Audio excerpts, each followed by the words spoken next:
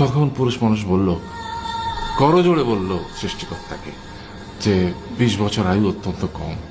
হে প্রভু, আমাকে ওই গাধার, সে যে 30 বছর আয়ু চায়নি, সেটা আমাকে দেয়া হোক। ওই যে কুকুর 15 বছর ফিরিয়ে দিয়েছিল, সেটাও আমাকে দেয়া হোক। আর যে বানর 10 বছর নেয়নি, সেটাও আমাকে দেয়া হোক। 20 বছর অত্যন্ত কম, আমি দীর্ঘদিন বাঁচতে চাই। সৃষ্টিকর্তা সেটাও মঞ্জুর করলেন। তারপর কি হলো? সেই থেকে ছেলেরা পুরুষ মানুষ হিসেবে বাঁচে 20 বছর, তারপরের 30 বছর সংসারের বোঝা পিঠে করে বয়ে বেড়ায়, সেটা কার মতো? গাধার মতো। তারপরের 15 বছর সে তার ছেলে মেয়েরা যা দেয় সেই রকম ঠিক কুকুরের মতো উচ্ছিষ্ট খেয়ে বাঁচে। আর তারপরে বৃদ্ধ বয়সে